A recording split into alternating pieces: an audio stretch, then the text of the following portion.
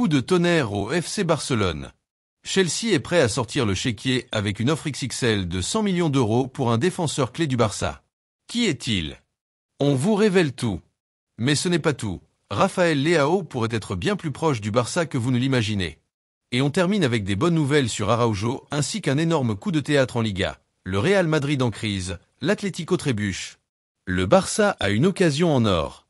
Avant de plonger dans les détails, abonnez-vous, likez et activez la cloche. C'est parti. Barcelone a une occasion en or de reprendre la tête du championnat après presque 2 mois loin du sommet. Depuis cette défaite amère contre l'Atlético de Madrid à Montjuïc, les hommes de Hansi Flick se sont réinventés et ont réalisé une incroyable série de 11 matchs sans connaître la défaite. 9 victoires et 2 nuls dans toutes les compétitions ont permis aux Blaugrana de combler un écart qui semblait auparavant inaccessible.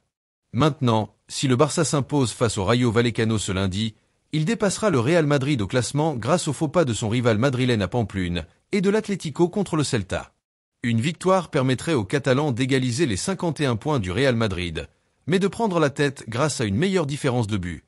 Le plus étonnant, c'est que Barcelone a dominé une grande partie du championnat lors des 17 premières journées. Les Blaugrana avaient pris jusqu'à 9 points d'avance sur le Real Madrid, menant avec autorité. Mais une période d'instabilité a tout remis en question avec 3 défaites consécutives à domicile contre Leganés, Las Palmas et l'Atlético de Madrid. Pourtant, l'année 2025 a marqué un renouveau pour l'équipe de Hansi Flick. 3 victoires consécutives en championnat ont redonné de l'élan aux Blaugrana. Une raclée contre Valence, une victoire serrée contre Alaves et une performance de gala face à Séville ont prouvé que cette équipe est prête à lutter pour la première place. Pendant ce temps, le Real Madrid traverse une période bien différente. Lors de ses 3 derniers matchs, l'équipe n'a récolté que 2 points sur 9 possibles. Une défaite contre l'Espagnol, un match nul contre l'Atlético et un autre nul contre Osasuna ont sérieusement freiné les ambitions des Merengues. L'Atlético de Madrid n'a pas fait mieux en laissant filer 4 points en 3 matchs. Tous ces résultats ouvrent grand la voie au FC Barcelone pour reprendre la tête du championnat. Mais un autre épisode du drame madrilène ne s'est pas fait attendre. Une fois de plus, le Real Madrid n'a pas réussi à s'imposer, et comme à leur habitude, les pleurs ont commencé. C'est presque devenu un rituel. Si le résultat ne leur est pas favorable, l'arbitrage est pointé du doigt, la fédération est accusée, la VAR est remis en question, l'alignement des planètes est même évoqué. Tout est responsable sauf eux-mêmes. Cette fois encore, après un match nul difficile marqué par une expulsion et un pénalty contre eux, les fans madrilènes ont crié au scandale. Vol arbitral, arbitre acheté, complot contre nous, des accusations que nous avons déjà entendues des dizaines de fois. Le plus drôle, c'est que pendant que le Real Madrid pleurait, l'Atlético de Madrid vivait pratiquement la même situation. Une expulsion, un pénalty contre eux et un match nul frustrant. Pourtant, aucune déclaration de persécution, aucun cri de scandale. Les colchoneros ont simplement accepté le résultat et sont passés à autre chose comme le ferait toute équipe mature. Mais pas le Real Madrid. Pour eux, chaque décision arbitrale qui ne leur est pas favorable devient une affaire d'État. Ils ne savent pas perdre sans chercher un responsable extérieur pour justifier chaque faux pas. Peut-être que l'idée d'accepter que parfois les choses ne se passent pas comme prévu sur le terrain leur est insupportable. Et le plus intéressant, c'est que nous savons déjà comment cette histoire va continuer. Si Barcelone gagne contre le Rayo Vallecano, préparez-vous à entendre les excuses habituelles. Ils donnent le championnat au Barça, ils veulent que Barcelone gagne, tout est arrangé. Le scénario est tellement prévisible que nous pourrions presque anticiper les dialogues. Mais la vraie question pour les madridistas est simple. Veulent-ils vraiment gagner la Liga en jouant au football ou préfèrent-ils continuer à alimenter ce feuilleton éternel de conspiration et de théorie du complot?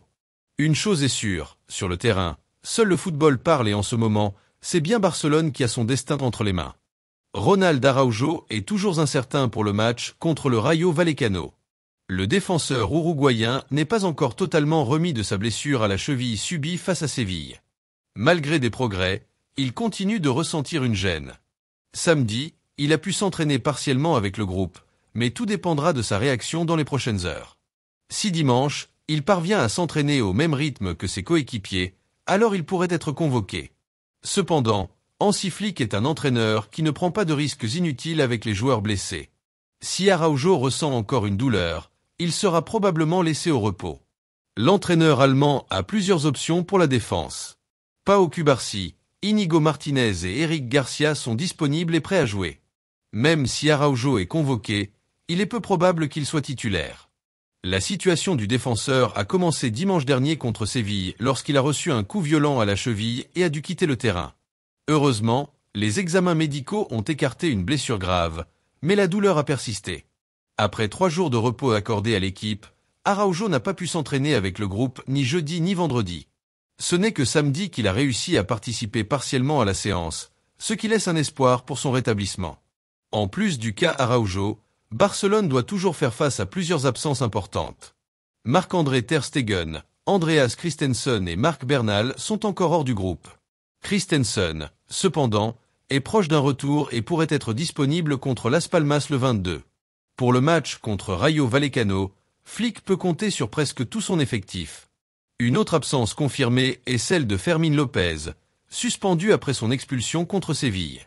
Il manquera donc cette rencontre, obligeant Flick à faire quelques ajustements au milieu de terrain, mais sans grandes inquiétudes puisqu'il dispose de plusieurs alternatives.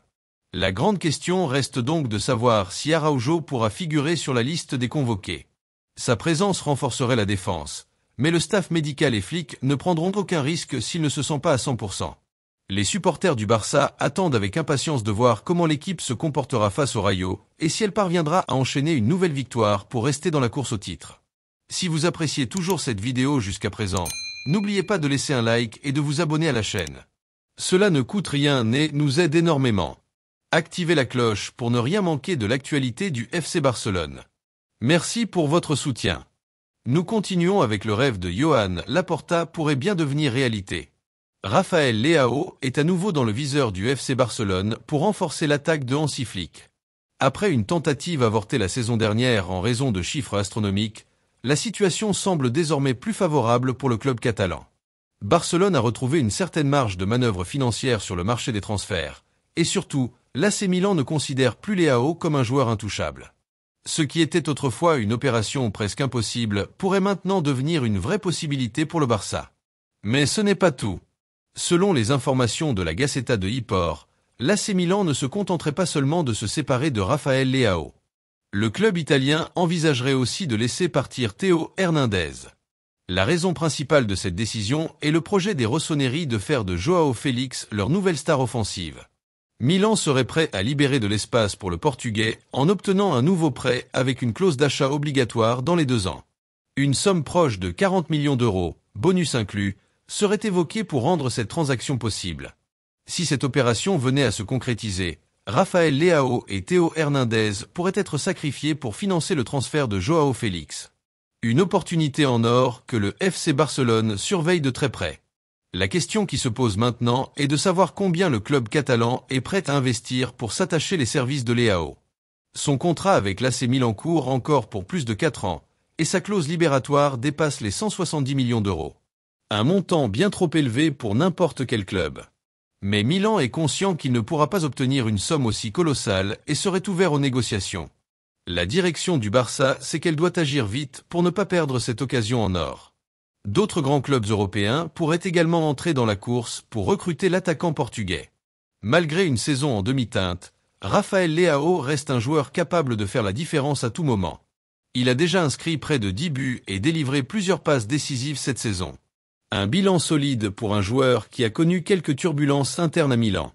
De plus, ses relations tendues avec les récents entraîneurs du club, notamment Paulo Fonseca et Sergio Conceição, pourraient accélérer son départ. Si Leao venait à signer au FC Barcelone, il retrouverait son meilleur niveau en jouant aux côtés de jeunes talents comme Lamine Yamal. Son profil explosif et sa capacité à déstabiliser les défenses adverses renforceraient considérablement l'attaque blaugrana.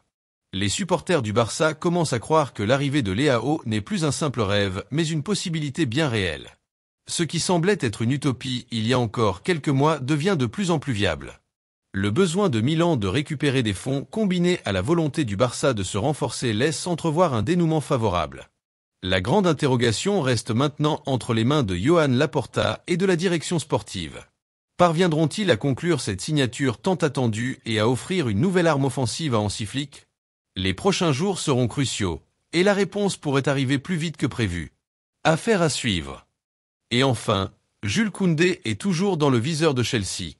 Le club anglais n'a jamais oublié la bataille du mercato de 2022, où il était sur le point de recruter le défenseur français avant que le Barça ne rafle la mise grâce à un appel décisif de Xavi Hernandez. Depuis cette déception, les Blues n'ont jamais cessé de surveiller le joueur et sont maintenant prêts à tout pour le faire venir à Stamford Bridge. Cette fois, Chelsea prépare une offensive de taille et veut frapper un grand coup sur le marché des transferts. Selon le journal Sport, le club londonien serait prêt à mettre sur la table une offre de 100 millions d'euros pour convaincre le FC Barcelone de lâcher Koundé. Une somme énorme qui pourrait faire réfléchir n'importe quel club. Mais il y a un problème majeur pour Chelsea. Le Barça n'a aucune intention de négocier. Pour la direction catalane, Koundé est une pièce essentielle du projet actuel et il est hors de question de le laisser partir, même pour une offre aussi importante. Au contraire, le Barça veut aller dans la direction opposée. Le club souhaite prolonger le contrat du défenseur français pour le sécuriser encore plus longtemps au Camp Nou. Son contrat actuel court jusqu'en 2027, mais l'objectif est de l'étendre jusqu'en 2030. Après avoir renouvelé des cadres comme Ronald Araujo, Gavi, Pedri et Pau Cubarsí, le club veut maintenant s'assurer que Koundé reste un pilier de l'équipe pour de nombreuses années encore. L'intérêt du Barça pour prolonger Koundé n'est pas seulement stratégique, il est aussi justifié par ses performances exceptionnelles. À 26 ans, le Français s'est imposé comme un leader de la défense blaugrana. Cette saison, aucun joueur n'a passé plus de temps sur le terrain que lui. Avec près de 3000 minutes jouées, il prouve à chaque match qu'il est indispensable dans le système mis en place par Hansi Flick. Sa régularité, son calme et sa polyvalence font de lui un atout précieux que le club ne veut pas perdre. De son côté, Koundé est totalement aligné avec le projet barcelonais. Il est heureux à Barcelone, tant sur le terrain qu'en dehors, et n'a aucune envie de changer d'air. Son ambition est claire, continuer à défendre les couleurs du Barça et s'imposer comme l'un des cadres de l'équipe. Chelsea peut continuer à rêver, mais la réalité est que Koundé a trouvé sa place. Si les Blues veulent renforcer leur défense, ils devront chercher ailleurs. Le Français, lui, semble avoir définitivement choisi Barcelone comme son foyer.